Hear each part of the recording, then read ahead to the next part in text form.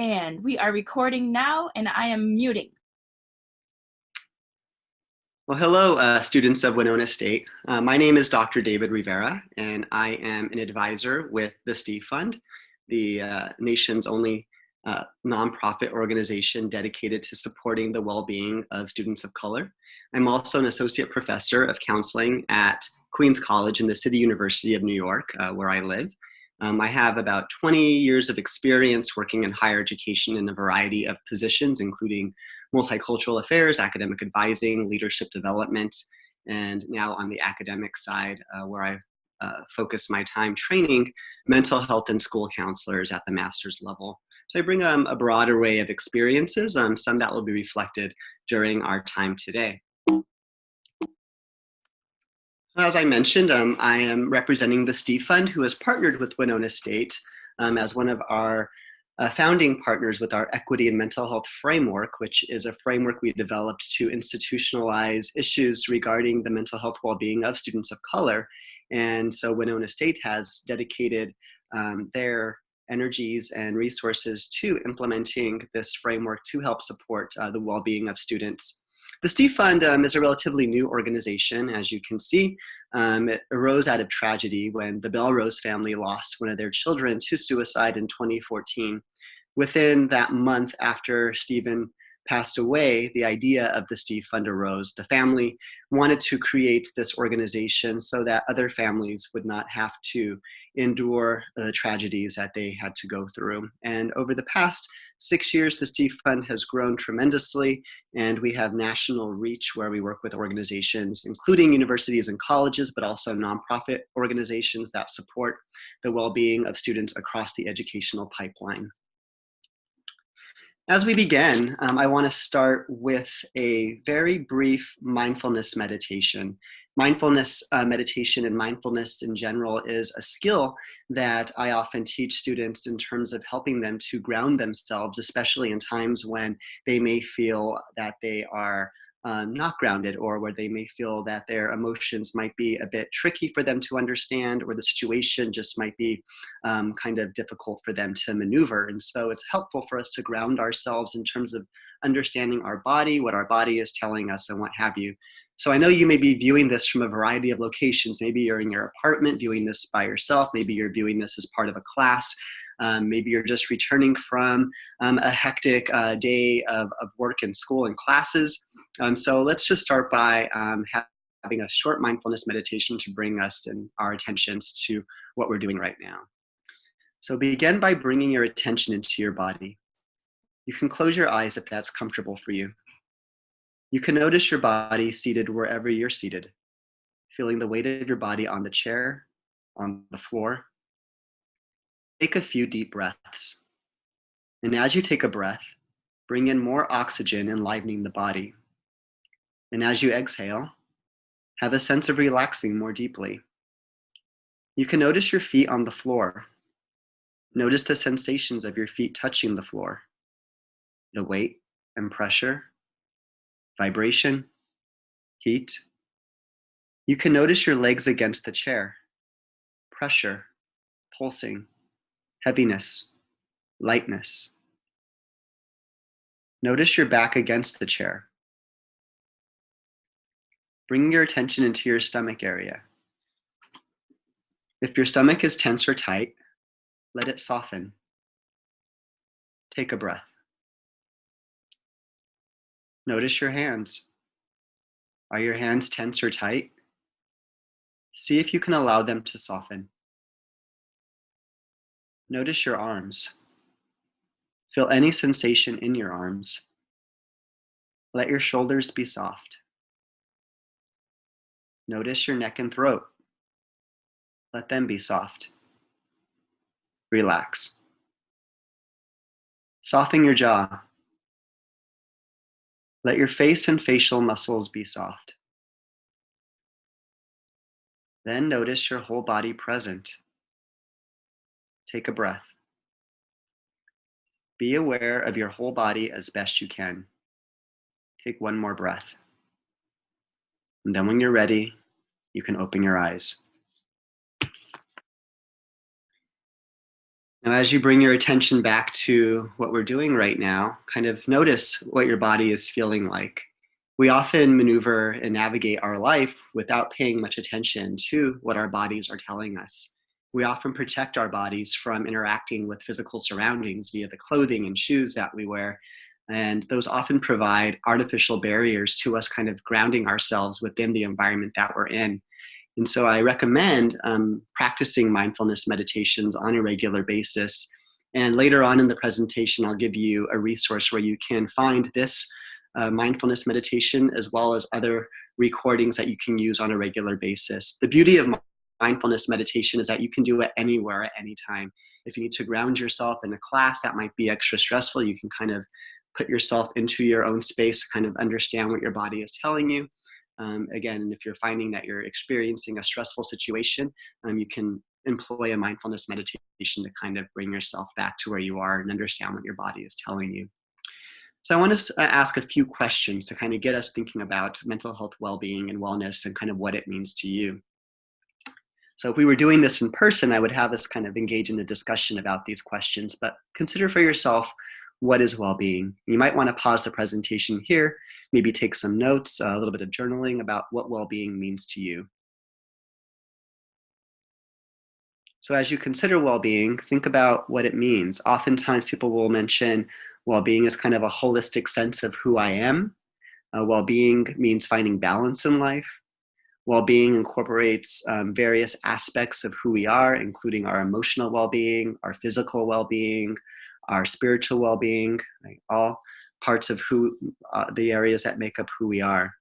So consider what that is. It's important that we have an understanding of well-being is so that we can then do assessments on ourselves in terms of judging and gauging our well-being over time so that we can identify when compromises might happen.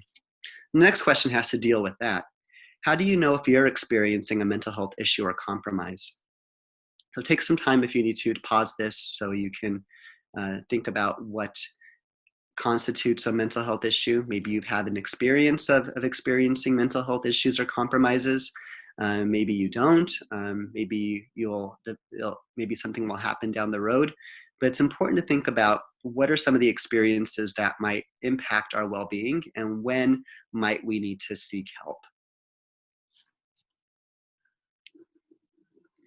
And lastly, what are your strengths? So take some time right now, and I'd like each of you to jot down 3 strengths before we move forward. So you might want to pause that here. All right. The reason I focus in on strengths is because I operate from a strengths-based approach.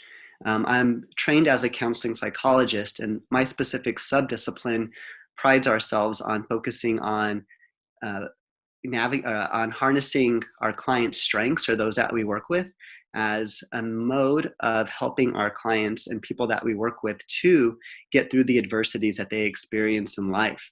It's our strengths that help us get through life, help us to get through our academic settings and our studies in a productive way, help us to navigate interpersonal relationships in an effective and functional way, and help us to also mitigate any kinds of threats to our mental health and well-being. So consider your strengths and highlight your strengths often.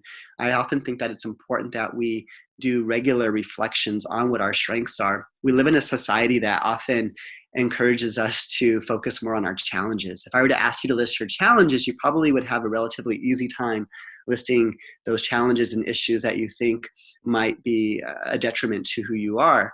However, when I ask people about their strengths, they often struggle with talking about their strengths. People often say that they don't like discussing their strengths because of they don't want to feel like they're being boastful or what have you.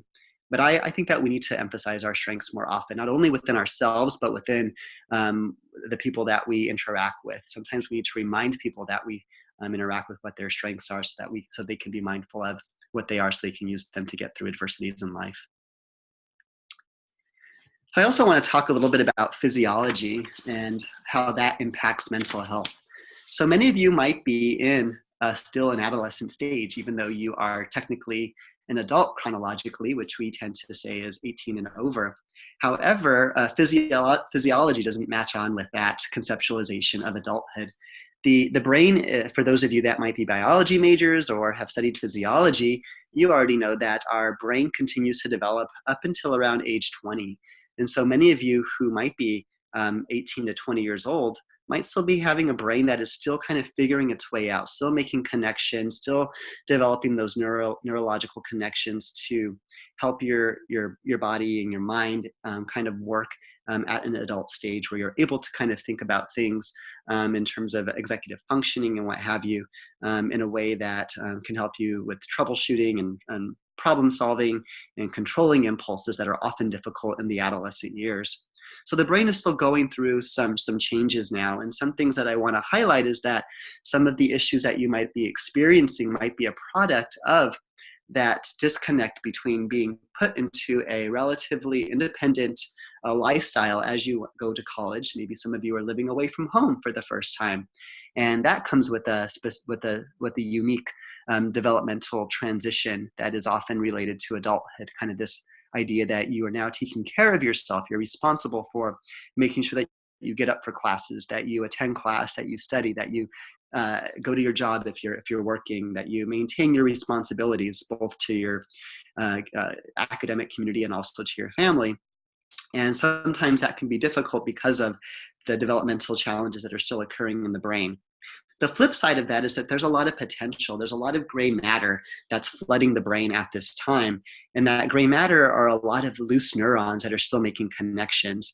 And so I kind of point that out because there's a lot of potential for internalizing learning, especially learning about how to develop healthy strategies, healthy ways of being, healthy ways of managing your well-being that we'll talk about later. So the more that you can introduce those into your practice now, especially if you're still in that 18 to 20-year-old time frame, the more likely you are to be able to have this as a part of your regular daily functioning for adulthood and beyond.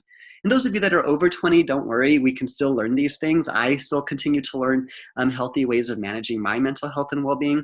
Mindfulness was something that wasn't quite as popular when I was your age or when I was an undergraduate, but it is now, and it's something that I've recently introduced into my life, and that has become part and parcel to who I am as a person. So there's still ways of learning things later on.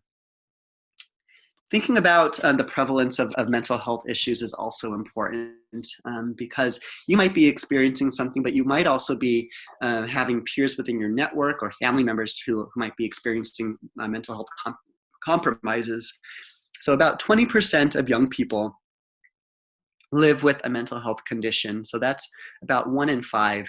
And they fall into usually mood disorders, which are kind of depression and bipolar disorder, or anxiety disorders such as generalized anxiety, panic issues, phobias, etc. And then conduct disorders, which might have to do with, again, that physiological brain connection to some of those expectations that adults are putting on young people that might just not be relevant or appropriate for young people. As adults, we're often placing an adult framework on young people's issues, and sometimes that can create some of these tensions. When we think about impact, it's important to recognize that most cases of mental illness occur by age 24. So they'll have reared their ugly heads by age 24, which is also why it's important for those of you who fall within that age range to be particularly mindful of your well-being, because if you endure a well-being issue, it's likely to occur before age 24. So to think about that. A sad statistic related to that is that most people live in silence or suffer in silence for way too long. The average time between when someone first experiences a symptom and then when they actually get help or some kind of intervention is 8 to 10 years, which is too long of a time to be living with a mental health compromise. So that's why it's also important to be gauging your mental health on a regular basis. And I'll talk about some of those strategies later on so that you can identify an issue before it becomes too big of a problem. And then the last thing I want to highlight is the thing that we don't want to happen. The worst thing that can happen for mental health compromise is someone then taking their own life through suicide. Suicide is the third leading cause of death of youth aged 10 to 24. It's way too high.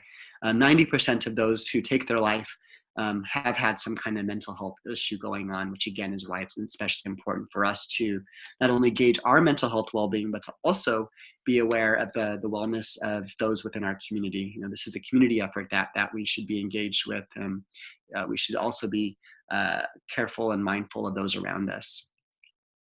Some of the warning signs that you want to think of is if you are feeling sad or withdrawn for more than 2 weeks. Now, there are some specific transitions that happen, especially when moving to new environments, when moving from home for the first time, et cetera. So that might last for longer, and that might be a normative experience. Homesickness is a normative experience when going away. And it's good to think about it as that, because these normative experiences have a beginning and have an end. And so I would encourage us not to make drastic decisions such as withdrawing from college because of that homesickness or what have you, knowing that it's eventually going to fade as you kind of acclimate and adjust to that new environment. Having thoughts about harming yourself, they can even just be passive ideation, such as not wanting to be where you are, maybe with no plan or no intent. But if you have these recurring thoughts, that might be a sign or signal that you should be seeking some kind of external support, either from your family or from a mental health professional. Engaging in out of control or risk-taking behaviors, such as binge drinking, such as risky sexual practices, etc., can be another sign that there's a mental health compromise going on. Just overwhelming fears that don't have any kind of precipitant that kind of lead to a racing heart or some kind of physiological issue such as shortness of breath can also be a sign that you're experiencing a mental health compromise. Some related to controlling your bodily functions such as eating and what have you can be precursors to eating disorders that often emerge in the adolescent years and can be problematic if not addressed early on.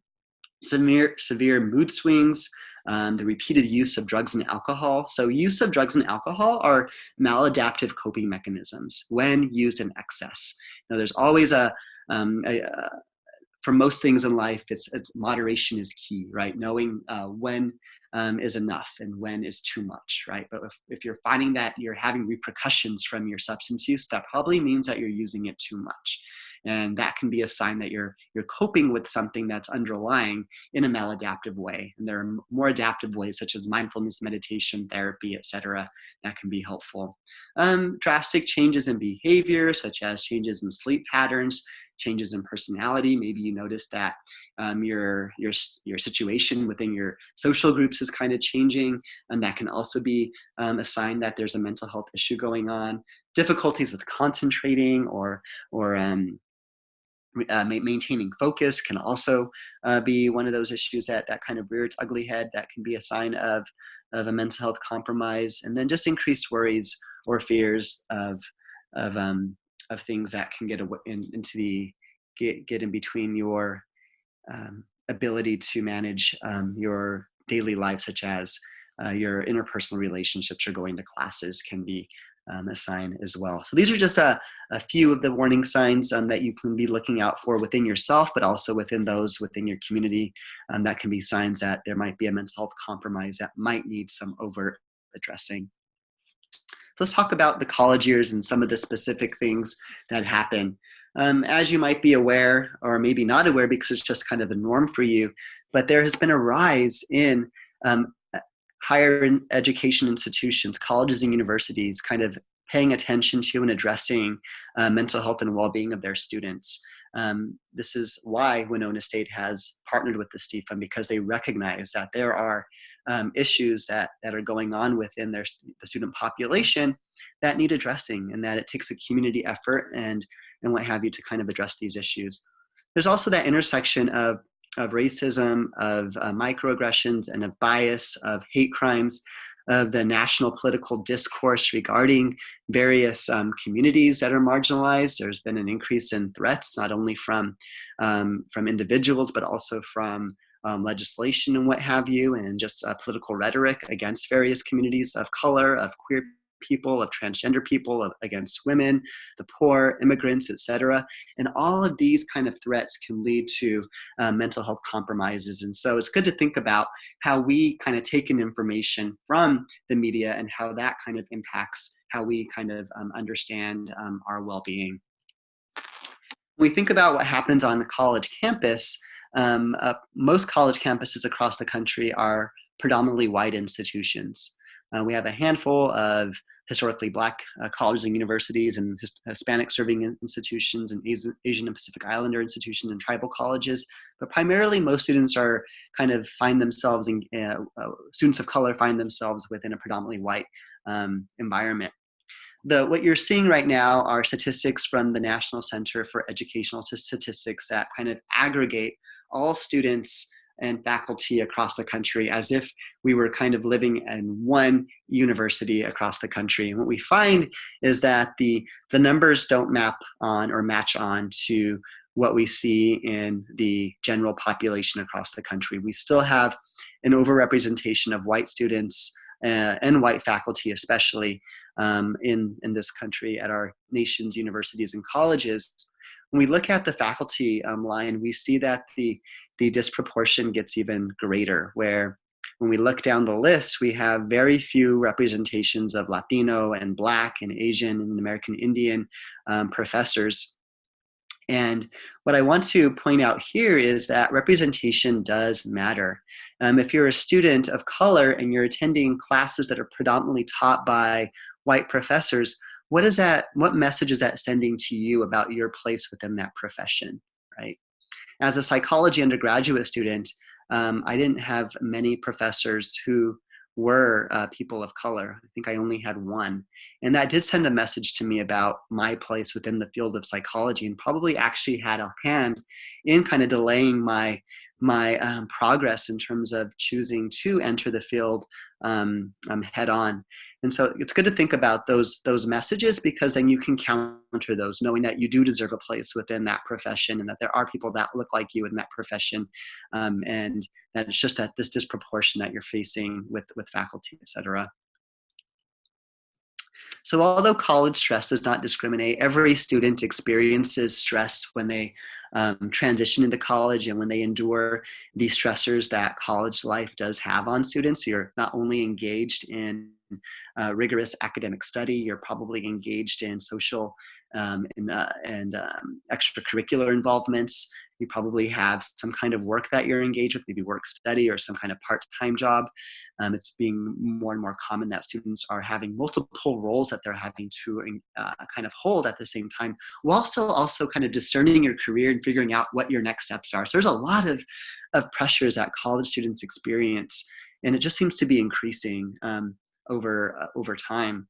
So while all students are going to experience stress, there's a special kind of stress that students of color are going to experience because of their marginalized experience on campus, because of their lack of representation that they have on campus in terms of having large numbers of students that look like them and faculty and staff that they can kind of relate to. So that kind of lack of representation can increase stress for students. Students of color often report feeling more overwhelmed most of the time or during their first term compared to their white counterparts.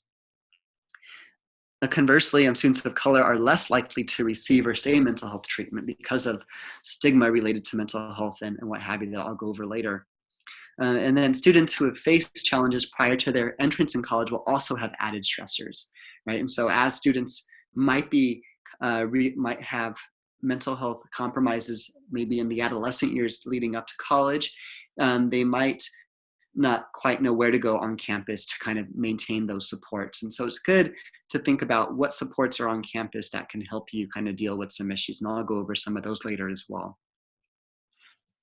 So the Healthy Mind Study is a national study that kind of surveys the mental health of students across the board. And what they find time and time again is that there's kind of this trifecta of experiences that create the most vulnerable population in terms of the threats that people are likely to experience. So if you're a student who is low income, so coming from a poor background, if you're first in your family to go to college, and if you happen to be a student of color, and those often happen together, that was my experience. I grew up very poor. I was first in my family to go to college, and I was also extreme numeric minority, being Latino growing up in Wyoming.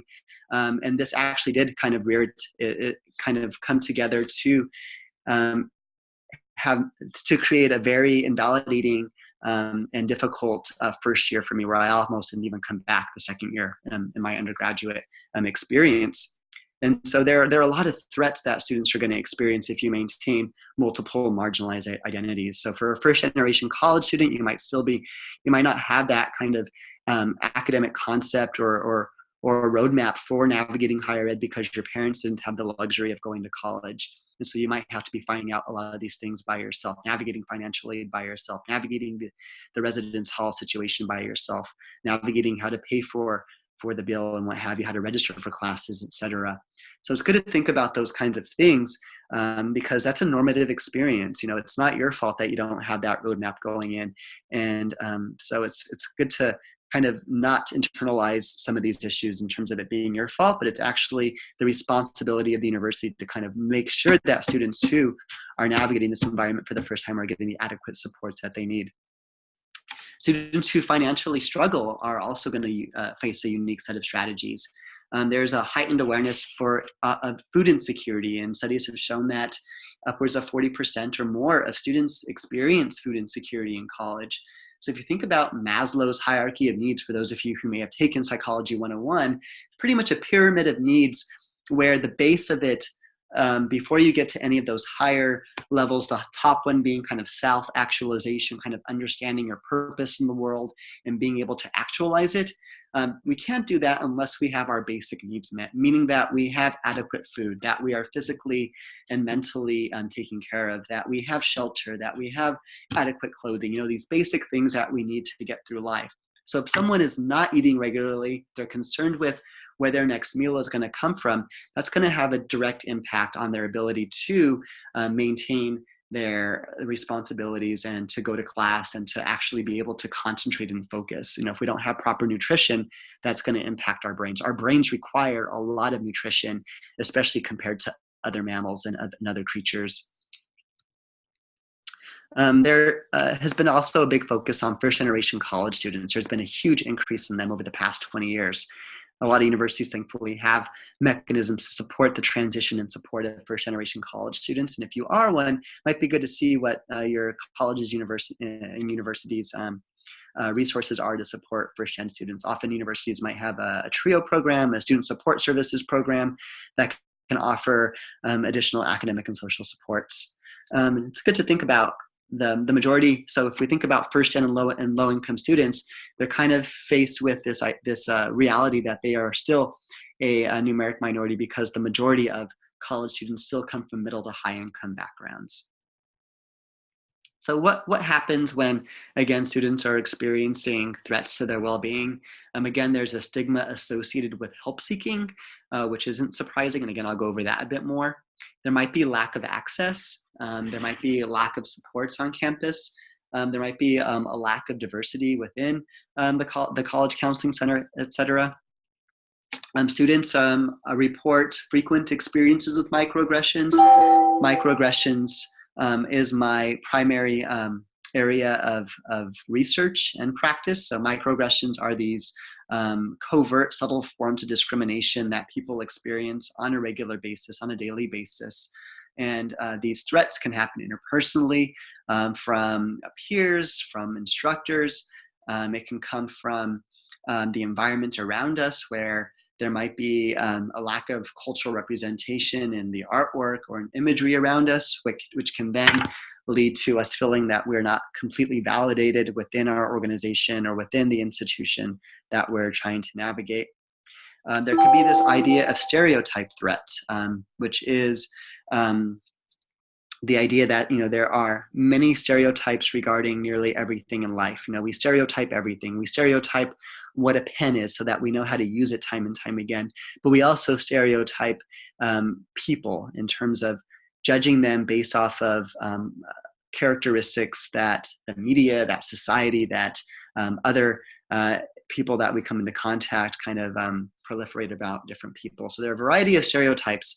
If we think about stereotypes towards women and people of color, women and Black folks and Latino folks, for example, are often ascribed a lower intelligence, where that can then lead into professors maybe not having high expectations for them, or professors not calling on them in class because they just assume that they're not going to know the answer, especially if they're taking classes in the sciences and mathematics.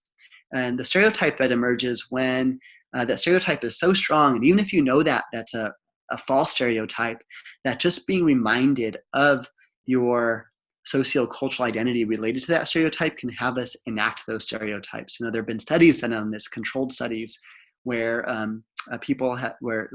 where people taking standardized tests have been studied.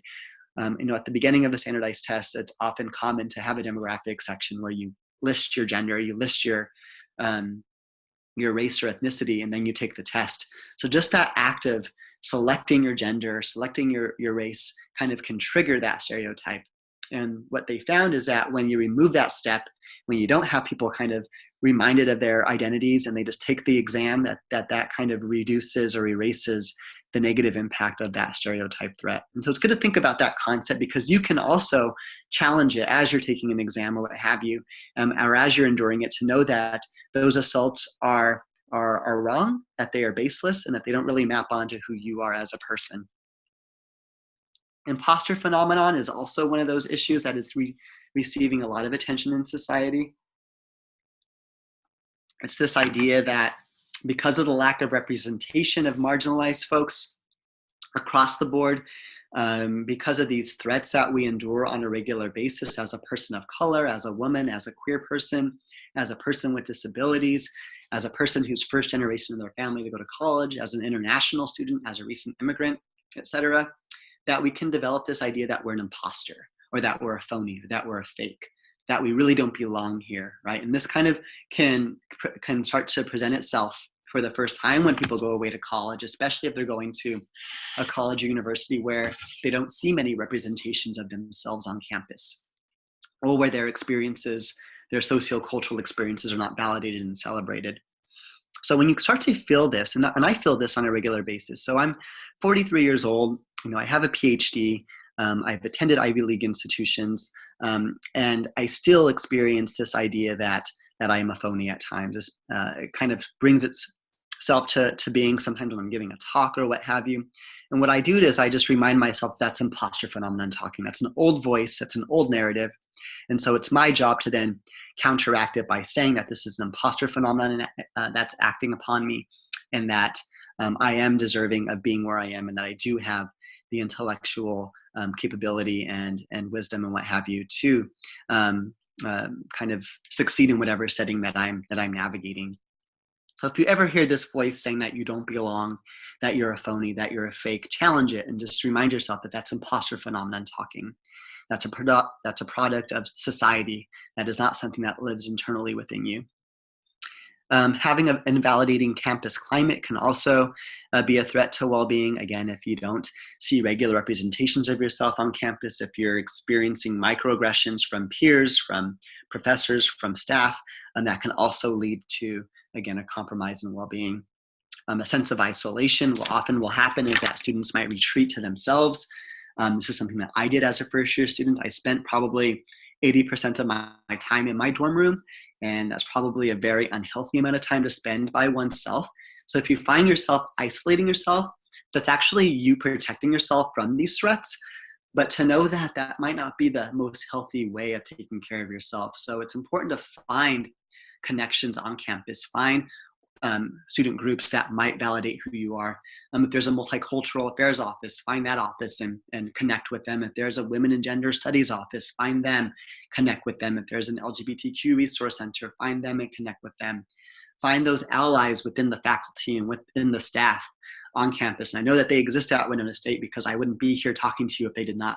And so find them because they can help you become less isolated, even if it's just a couple voices on campus that you can connect with on a regular basis. The more that you can integrate yourself with other folks on campus, the better you're going to be in the long run, because you're going to be developing those sources of social support, which are necessary for us to just get through life in general. We are interpersonal beings by nature as human beings, meaning that we need human contact and human support to get through life.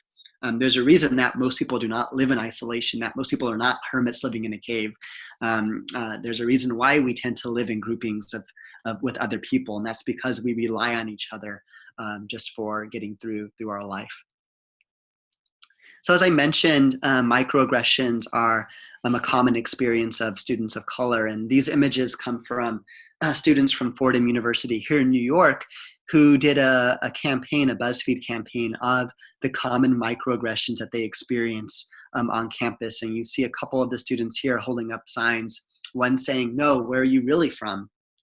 Now, one might consider, well, how's that a microaggression? You know, we go to college and university and we're often meeting people who come from all over the world. And so asking someone where they're from is a valid question. And I agree with that. But however, this probably wasn't the first time that this young person was asked a question from that person. They probably were asked the question, "Where are you from?" Maybe this person responded, "I'm from California." And they said, "No, where are you really from?" And so the implicit message in that and what the student is experiencing and why they're rolling their eyes upward is because the implied message is that, no, you're not from this country, right? They're probably stereotyping this person as Asian. And then the stereotype with that is that Asians are immigrants and they're probably from some other country, right? And so this young person was raised and born in this country. And so what that does is make them feel like a perpetual outsider, as if they're a foreign alien, right? And I don't like using that terminology, but those are the terms that people have stated in our studies of microaggressions that I've done on a variety of groups, where they do feel like they're an alien in their own land because of these common threats, even from an innocuous question like, "Where are you really from?" The other one is one that I I think is extremely rampant on college campuses, especially in classrooms, where this young person's holding up the sign that says, "The limited representation of my race in your classroom does not make me the voice of all Black people." And that's a common experience. What often happens in the classroom where someone is an extremely minority, where they might be the only or one of only a few people of color or queer people or women or people with disabilities, is that when an issue comes up related to that, the professor says, "Oh, so-and-so, can you tell us what it's like being a Black person in that area?" That's probably what this person has experienced. And it's very unfair to put that kind of pressure on a student to be the representation of their entire race or their entire gender or their entire sexual orientation.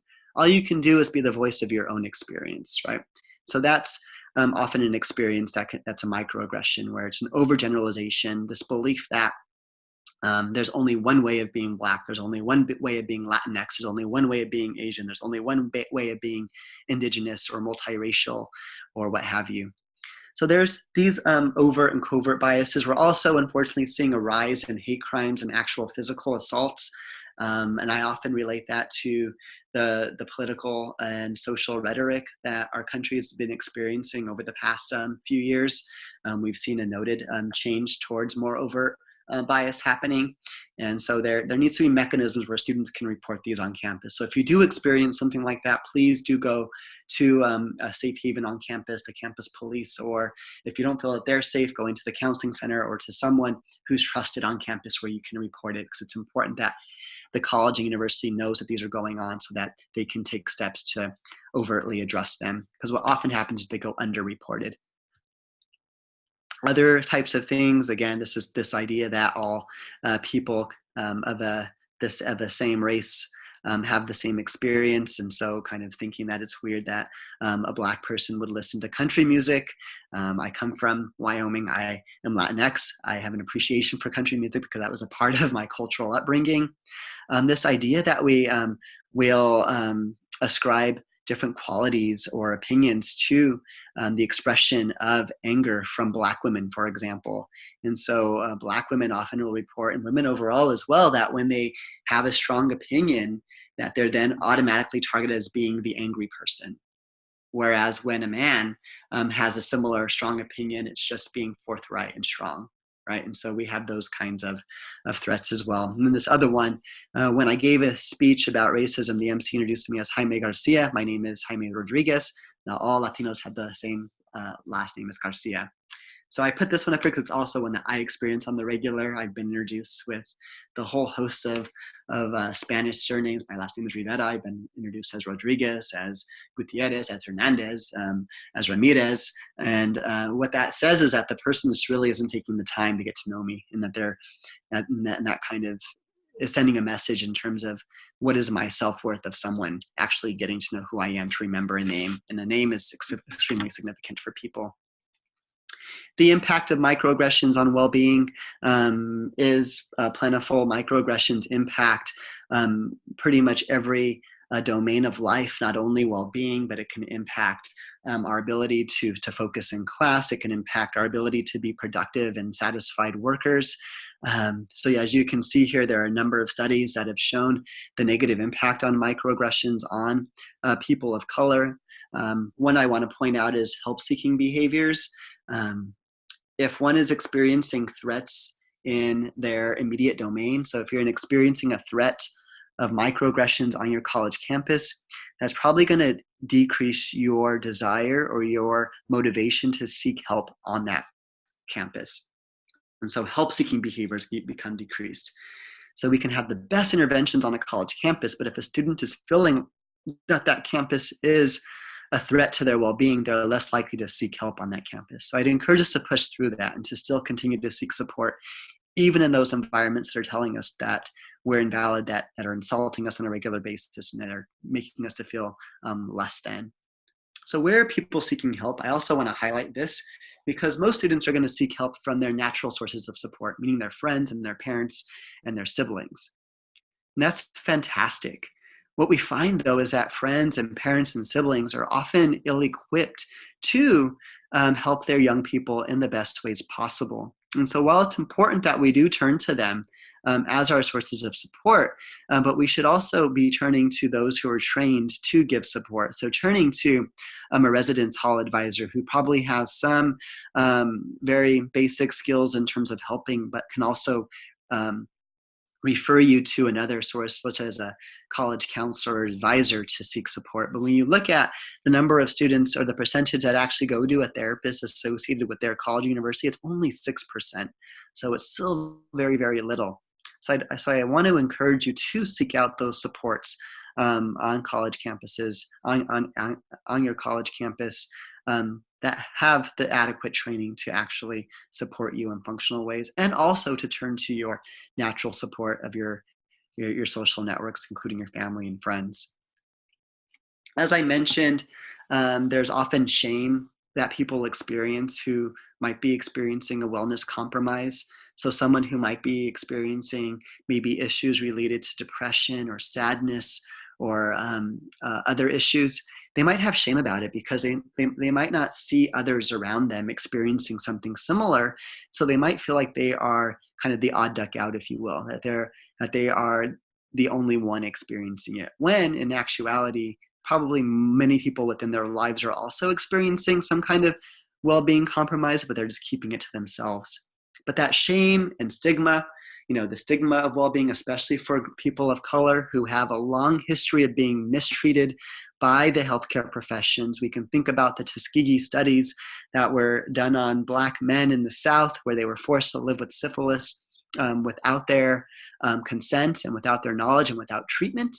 Right? And that's just one example of how people of color have been mistreated by the medical establishment, and how there's still the historical ramifications of that on people today, where there's still this kind of distrust, if you will, of the medical profession. And all that can lead to silence, where, again, people are living in silence way too long.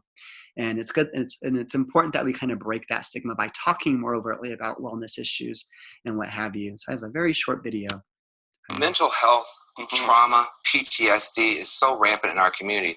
But, as scared as Black folks are of the cops, we even more scared of therapists. Like, we're not trying to go to therapy. Yeah, it's a stigma. It's a stigma. It's a stigma, and people are dying. You went to therapy. You talk about it. How did you get over the stigma of going to therapy and then talking about it? Because you might help you might save a life just talking about that. Well, as you grow, you realize the ridiculousness of the stigma attached to it. It's like, what? You just talk to someone about your problems, And I think actually it should be in our schools.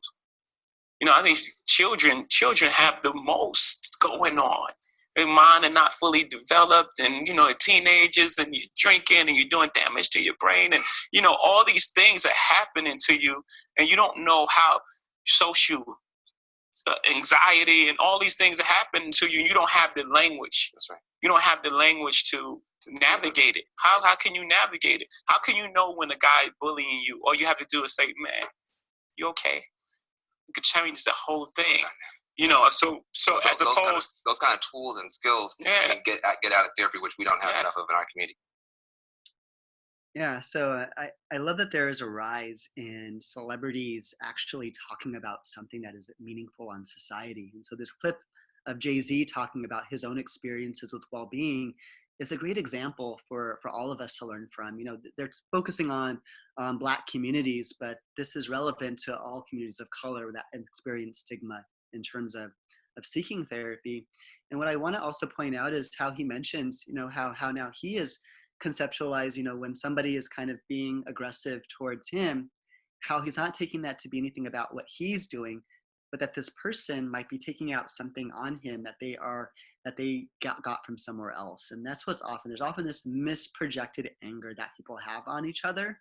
And so if you see people doing this in your life, if you see people kind of getting angry at you for reasons that might not have anything to do with you, you might want to ask them how they're doing, right? Maybe they don't even know that they're experiencing a mental health compromise, and it's coming out in this negative, aggressive way.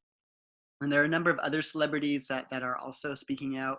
Unfortunately, we lost a basketball great this past week, Kobe Bryant, that tragic helicopter accident. He was also an active and vocal voice for well-being and what have you for people.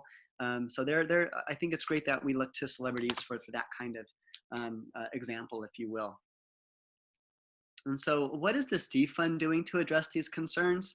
Again, the equity and mental health framework is something that we've developed over the past few years with our partner, the JED Foundation, which is another national nonprofit that supports the well-being of students across the board. And so in concert with the JED Foundation and with a lot of research,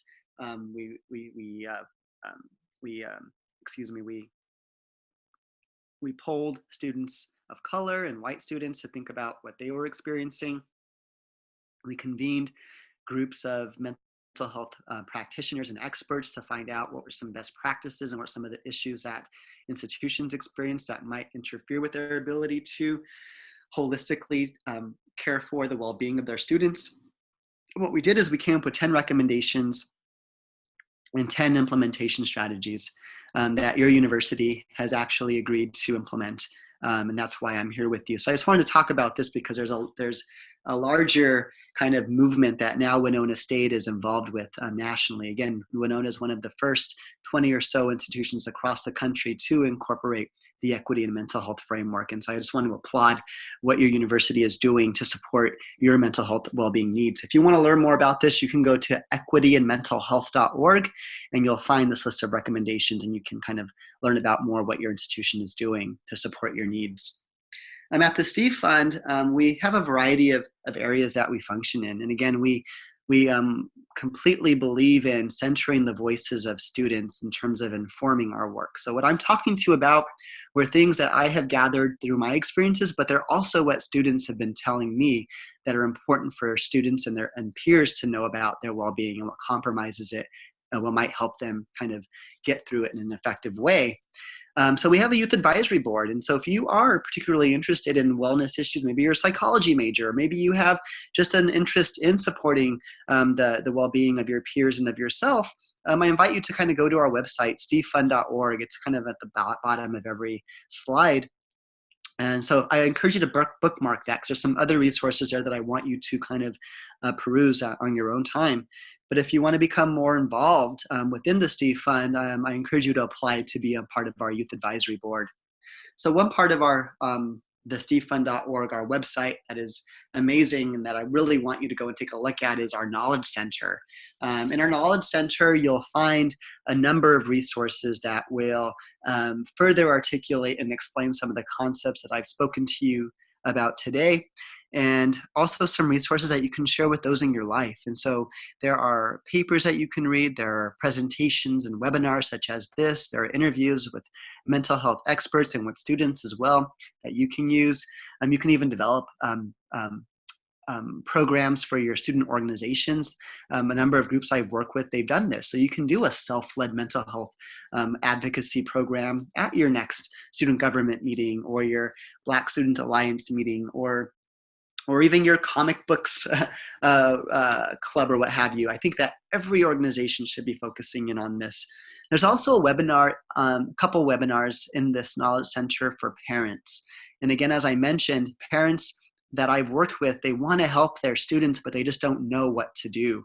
And this series of webinars really equips parents with some practical tools for supporting the well-being of their students, for teaching them what their students are experiencing on campus and how they can best support them. So you can pass these on to your parents so they can be knowledgeable of your experience and help you out. We also have some more a series on what you can do, kind of taking this a step beyond what we've been able to discuss today. So looking for those as well. We know that mental health compromises don't know a specific time frame. They're not just going to occur 9 to 5 on a weekday, right? Usually when a college counseling center is open or when a support office on your campus is open. And so we've partnered with Crisis Text Line, which is a national text line that operates 24/7, that has trained counselors that can respond to you at any time of day, any place. So if you text 741-741, that's the general number, a question or just help, you're going to be connected with somebody, again, at 2 in the morning on a Saturday night, that can help you kind of in the moment, kind of hear you out, listen to what you're saying, provide you with a resource, and then provide you with a connection. Now, they're not going to be able to do a full session of therapy with you, but they can help you in that moment, kind of provide support when maybe you don't have access to support at that time.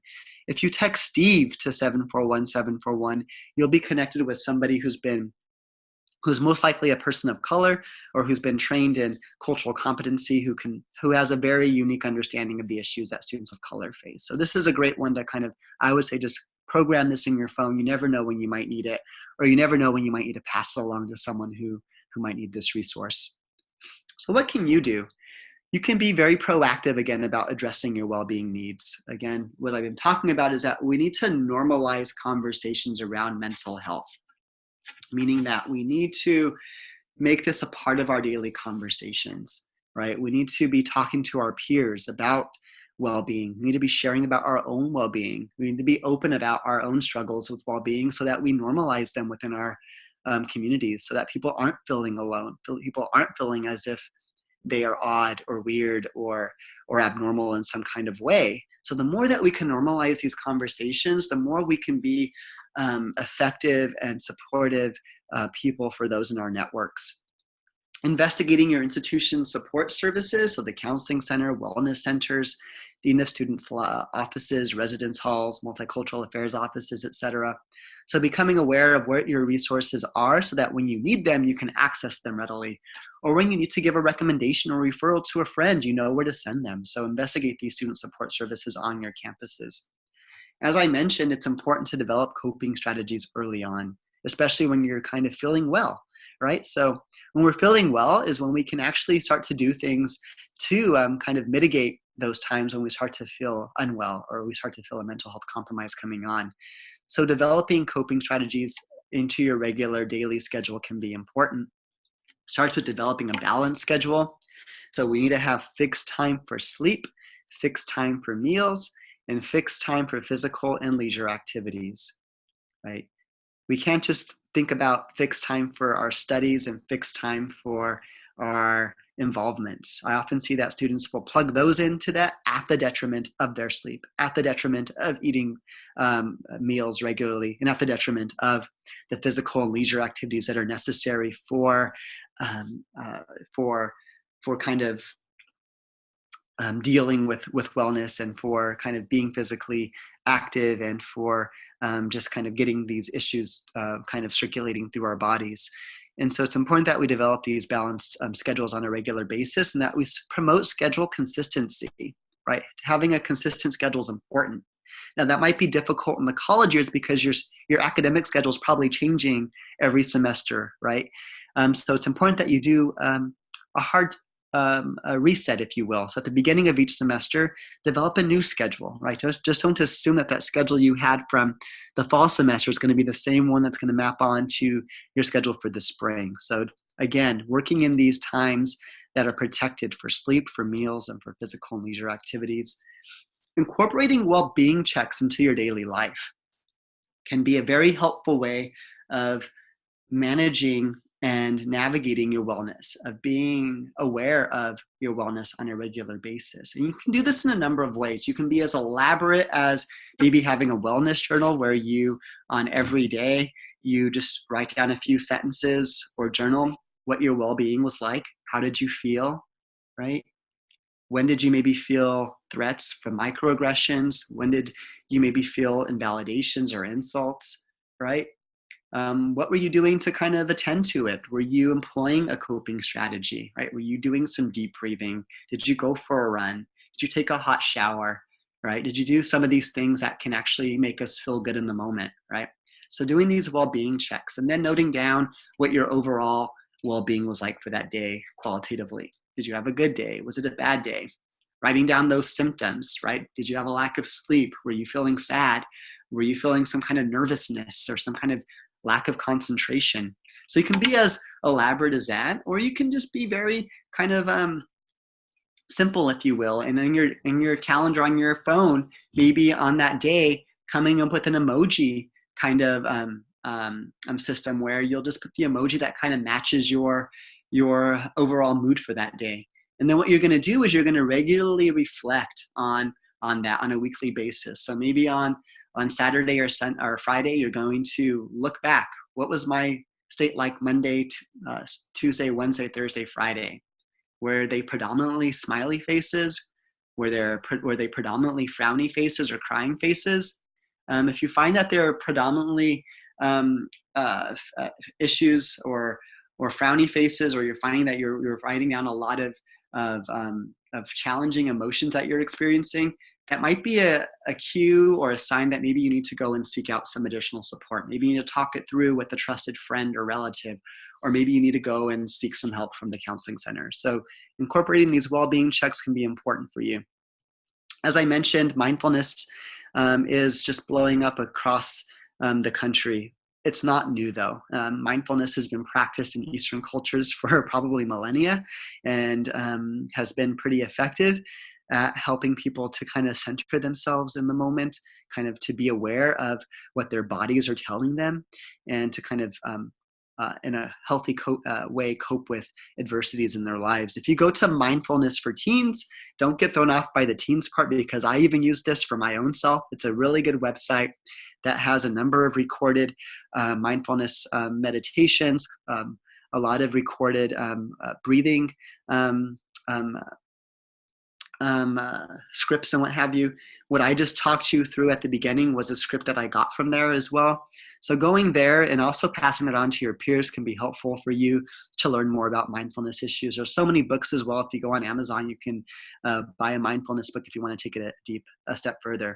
And as I mentioned, continually emphasizing your strengths and reminding yourself of them on a daily basis. If you have a hard time articulating your strengths, ask those around you that you trust. Ask your really close friends and family, what are my strengths? Because we often see them in others before we see them in ourselves. And make lists of them, put them around you.